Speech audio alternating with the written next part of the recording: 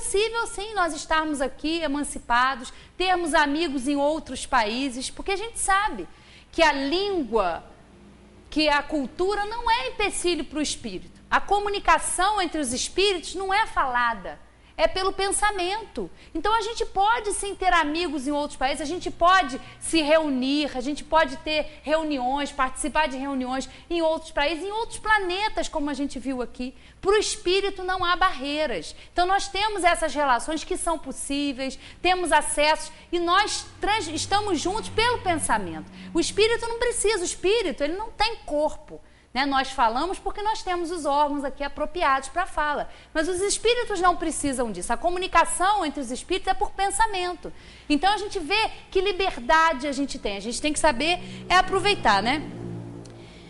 Qual pode ser a utilidade dessas visitas noturnas se não as recordamos? Ordinariamente, ao despertar, resta uma intuição que é quase sempre a origem de certas ideias que surgem espontaneamente sem que se possam explicá-las e não são mais que as ideias auridas naqueles colóquios. O homem pode provocar voluntariamente as visitas espíritas? Pode, por exemplo, ao adormecer, pode dizer, ao adormecer, esta noite quero encontrar-me em espírito com tal pessoa, falar-lhe e dizer-lhe tal coisa. Eis o que se passa. O homem dorme, seu espírito desperta, e o que o homem havia resolvido, o espírito está muitas vezes bem longe de o seguir, porque a vida do homem interessa pouco ao espírito, quando esse se liberta da matéria. Isto para os homens já bastante elevados, pois os outros passam de maneira inteiramente diversa a sua existência espiritual. Entregam-se às paixões ou permanecem em inatividade. Pode acontecer, portanto, que, segundo o motivo que se propôs, o espírito vá visitar as pessoas que deseja, mas o fato de o haver desejado quando em vigília não é razão para que o faça. Então, nem sempre a gente, eu queria tanto encontrar com essa pessoa hoje, eu queria tanto encontrar. Não, o desejo da gente aqui pode não ser o interesse do espírito. A gente pode querer encontrar aquela pessoa, ter um encontro com ela, porque é importante para a nossa vida aqui, na vigília, quando estamos aqui em atividade. Mas para o espírito, aquele encontro, às vezes, não é necessário. Ou uma grande preocupação que a gente tem, que a gente quer resolver. Tudo vai acontecer de maneira espontânea, nada é forçado. É como essas visitas que a gente falou aqui, que a gente tem esses reencontros, que a gente tem com os nossos entes queridos que partiram. É o tempo que vai fazendo com que isso seja amenizado, porque o tempo proporciona esse encontro para o espírito. É importante, né, a gente saber disso tudo, porque é uma forma da gente se conformar, de saber que as nossas relações, que o cultivo que a gente tem de amor com aquelas pessoas, né, com todo aquele carinho, com toda aquela dedicação, e às vezes aquele cuidado que a gente tem mesmo, até com o inimigo, aquele esforço que a gente faz para tentar se reconciliar com aquela pessoa, ou tentar não odiar aquela pessoa, tudo isso tem essa possibilidade de acontecer durante essa emancipação, porque a gente vê diferente. É um momento que o espírito tem uma lucidez diferente da nossa quando está aqui, né, na vigília, em atividade. O espírito tem outro esclarecimento. Então é bom a gente saber e ter essa certeza de que nós vamos ter contato com eles, que o nosso esforço em amar o inimigo, como Jesus nos recomendou, não é em vão. O nosso carinho, a nossa dedicação àquele ente querido, aquela nossa relação de amor, não se perca por causa da morte. Então nós vamos continuar tendo essa comunicação possível, quando ela é necessária, quando o espírito pode, porque muitas vezes o espírito desencarna, o nosso amado desencarna, e a gente quer logo ter comunicação com aquele espírito. As pessoas procuram às vezes a casa espírita querendo saber se aquele ente querido se comunicou, se ele falou alguma coisa. E a melhor maneira da gente ter certeza de que essas comunicações são verdadeiras, são possíveis, é essa espontaneidade. Quando o espírito puder, quando ele tiver condições de entender a sua situação e for permitido a ele, não for lhe causar nenhuma desarmonia, porque é comum os espíritos que desencarnam quererem logo, voltam para casa, querem falar com a família, querem saber, mas eu vou para lá e ninguém me escuta, eu quero notícia, eu quero que eles saibam como eu estou. E isso causa uma desarmonia muito grande para o espírito, porque ele não está preparado para ir, para ver o que está acontecendo com aquela família depois da sua morte. Há muitos problemas, às vezes, envolvidos ali. Então, isso causa uma desarmonia para o espírito.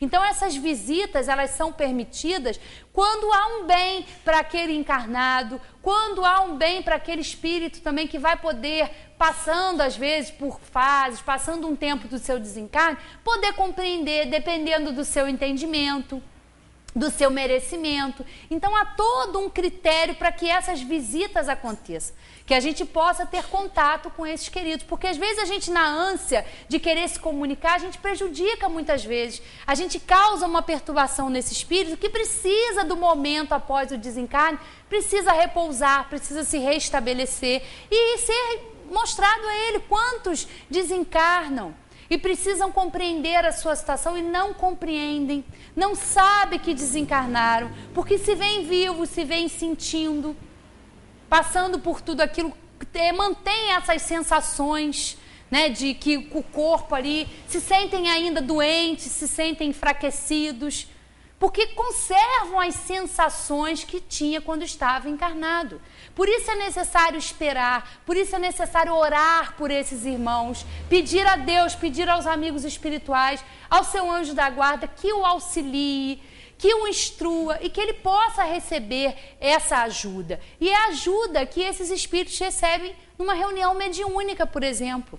Essa é a grande tarefa, é a grande missão e a função de uma reunião mediúnica, onde esses espíritos, esses irmãos são trazidos, são esclarecidos, entendem a sua situação e, quando for possível, vão entrar em contato, vão se comunicar com os entes que aqui ficaram. Mas tudo no momento sério, no momento oportuno, para que não seja prejudicial para nenhum dos lados, nem para os encarnados, nem para os desencarnados. Então é muito consolador, é muito bom a gente poder saber que a gente não perde o contato com os nossos amigos e que nós temos a oportunidade toda noite, em todo momento que a gente se desliga um pouco da nossa atividade, de entrar em contato com esses queridos que estão no plano espiritual. É muito bom saber que é possível esse intercâmbio, essa comunicação, que o amor, que o laço que nos une àqueles espíritos, ele não é perdido.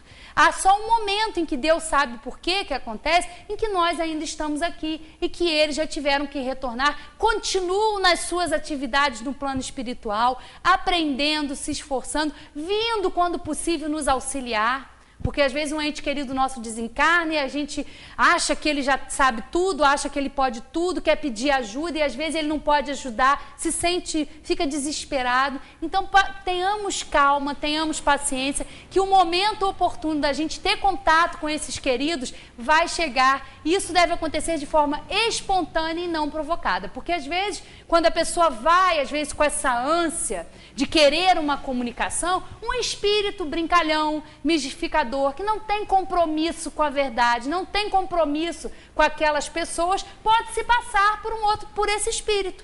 E vai receber uma comunicação que às vezes não tem nada a ver, vai se passar por esse espírito só para ali responder aquela ansiedade daquele ente querido. Então saibamos ter paciência, saibamos confiar que Deus, que é o nosso Pai, de infinito amor, de infinita misericórdia, permite que esses encontros aconteçam, mas quando são úteis para nós e para esses nossos queridos que já se foram. Então, que nós possamos prestar atenção, quem sabe hoje, antes da gente dormir, a gente pegue, faça uma boa leitura, uma leitura numa passagem do Evangelho ou uma questão do Livro dos Espíritos, e a gente possa, nesse contato, né, aproveitar esse momento que a gente tem. Basta, se ele for bom ou não, do nosso querer, da nossa força de vontade.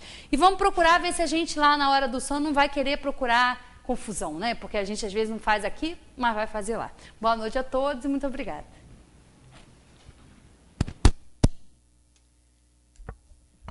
Com esse estudo do Livro dos Espíritos, nós podemos observar que essa comunicação entre nós e os entes queridos, ela ocorre normalmente, diariamente, desde que eles tenham condições de se contactarem conosco e nós com eles, nós fazemos esses contatos. Hoje mesmo eu estava conversando com um senhor que nessa tragédia aí perdeu 4 pessoas, foram tiradas aí do convívio da gente, e ele ficou muito abalado com aquilo. Disse até que assiste muitos nossos programas de televisão, eles são católicos, mas que nós temos ajudado muito a eles com a transmissão do Espiritismo. A ajuda não é minha, não é da Valéria, é da doutrina que a gente aprende e passa. Essa é uma função de todos nós, passarmos a notícia de que o Espiritismo existe, indicar o Livro dos Espíritos, para que as pessoas conheçam o Espiritismo, independentemente delas virem aqui, independentemente até delas se dizerem espíritas.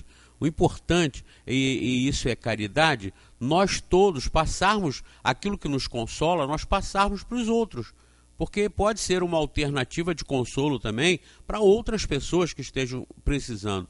E nesse caso, particularmente aqui da nossa tragédia, aqui de Friburgo, dessa nossa região, está muito agora em evidência e necessitando desse tipo de ajuda, de informação, para que essas pessoas tenham um alento, tenham alguma coisa em que se agarrar. Não basta achar que, por exemplo, às vezes há uma tragédia, a família morre toda. Como nós tivemos casos aqui, morreram 12 pessoas da família e não morreu um bebê. Aí todo mundo, um milagre, um milagre. Eu não vejo milagre nenhum nisso, morrer 12 e um morrer, eu acho que foi uma tragédia. Uma tragédia. Por que isso acontece? Na realidade isso acontece. Se acontece, nós temos que conviver com isso. Eu lembro Zé Alencar, que eu tenho falado muito nele, porque ele deixou um grande ensinamento em relação a como nós devemos encarar isso em relação a Deus. Ele era católico, Zé Alencar, nosso ex-vice-presidente. Ele disse o seguinte, que se ele estava passando por aquele sofrimento todo, é porque Deus estava permitindo. E ele não poderia imaginar em momento algum que Deus permitisse para alguém passar por alguma coisa que fosse ruim para a pessoa. Então olha a conclusão de um católico, mas um católico lúcido, um católico que raciocinava, um católico de bom senso. Se Deus está permitindo que eu passe por isso, é porque isso é bom para mim. E ele ainda acrescentou mais um outro ensinamento, uma outra experiência muito válida dele, que, volto a repetir, era um católico, não era um espírita. Porque para conhecer, saber e para ter conhecimento, obrigatoriamente, nós não precisamos ser espírito. O espiritismo não é dono da verdade. Cada pessoa detecta, cada pessoa descobre, cada pessoa sente e se esclarece por pesquisa, por esforço próprio. Então ele ainda dizia assim, e o sofrimento para mim, quando uma jornalista perguntou para ele, uma entrevistadora perguntou para ele, mas o que o senhor tem aproveitado, porque eles só são 17 anos de sofrimento. Ela falou, mas isso tem trazido algum ensinamento para o senhor? Ele falou, claro que sim. Eu agradeço muito o sofrimento que eu estou tendo, porque foi só através desse sofrimento que eu aprendi a ser humilde e aprendi simplicidade. Olha que bonito. Como disse a Valéria, invejável no bom sentido, que depois ela corrigiu, mas é invejável no bom sentido. A gente fica, poxa, é tão bom se a gente pensasse assim. Então, essa emancipação da alma, que o Livro dos Espíritos esclarece muito bem, ela vem mostrar que nós não precisamos estar preocupados em arranjar um médium para falar com o nosso ente querido que morreu. Não precisamos. Isso é um risco que o Espiritismo alerta. Eles podem se comunicar? Podem, todos os espíritos podem se comunicar. Mas quando você vai em busca dessa comunicação, ela é verdadeira? Pode não ser. E na maioria das vezes não é. Porque pega o espírito, seu ente querido, nosso ente querido, às vezes despreparado para fazer esse tipo de contato. Mas sempre virá um espírito, se o ambiente não for um ambiente bem esclarecido, sempre virá um espírito que vai fazer a comunicação como se fosse o seu ente querido. E você vai ser enganado, vai ser iludido. Ele às vezes vai pedir bobagem, vai pedir coisas de zombaria, de brincadeira para que você faça. É uma série de coisas que a gente vê pessoas fazendo a pedido de espíritos, que são coisas ridículas, mas as pessoas fazem por falta de informação. Eu até no programa da televisão, às vezes eu aconselho as pessoas que são umbandistas, por exemplo, que lidam com mediunidade, eu aconselho que elas adquiram um livro dos médiuns e leiam um livro dos médiuns, não para ser espíritas, mas para elas terem conhecimento do que os espíritos podem fazer, do que os espíritos podem trapacear, e elas se aprimorarem, elas serem mais eficazes naquilo que fazem, sem deixar de ser um bandista. Então, o fato é real, a comunicação é possível. Nós nos comunicamos diariamente com os espíritos. E como ela disse, às vezes até mesmo sem estarmos dormindo. Eu anotei aqui quando ela estava falando, as doenças longas que enfraquecem, vão enfraquecendo o corpo. À medida que o corpo vai enfraquecendo, o espírito vai tendo mais facilidade em se libertar dele, em ter essas emancipações. Ou seja, estar mais para o lado de lá do que para o lado de cá. Vocês todos devem ter exemplo disso na família, já passaram por isso. Quando um parente muito idoso, a vovó, o vovô, o bisavô, está naquela fase final, terminal, já às vezes numa cama há 10 anos, 5 anos, no final mesmo, eles começam a chamar mamãe, papai, vovô, chamar pessoas que já morreram há 40, 50 anos, conversar às vezes com elas. Realmente, são essas pessoas que já estão do outro lado há muito tempo para nós, mas para eles há pouco, e que vem em socorro dele, vem recebê-los, vem prepará-lo para fazer a passagem. Então é comum isso. As pessoas, principalmente que são idosas e estão doentes há muito tempo, elas fracas, vão apagando. É como uma vela que vai se apagando. Elas vão tendo contato jamais com o mundo espiritual do que propriamente aqui com o nosso mundo. Então essas provas são fáceis de nós todos obtermos através da própria observação na nossa vida, no dia a dia, não é? E como os espíritos disseram ali muito bem que ela lembrou, nós todos morremos todo dia quando nós dormimos. A morte é quando a gente dorme e não acorda mais, do lado de cá. Aliás, um teste para quem tem mais de 50 anos aí, ao acordar, para saber se está vivo, é ver se está sentindo dor. Viu, Ivan? Quem tem mais de 50 anos, quando acorda, tem que sentir alguma dor em algum lugar. Se não sentir, morreu. Aí vocês prestem atenção. Quem tem mais de 50 anos aí, fica esperto. Porque se acordar sem dor nenhuma, pode ter morrido. Então, a morte é simplesmente dormir e não acordar, não é?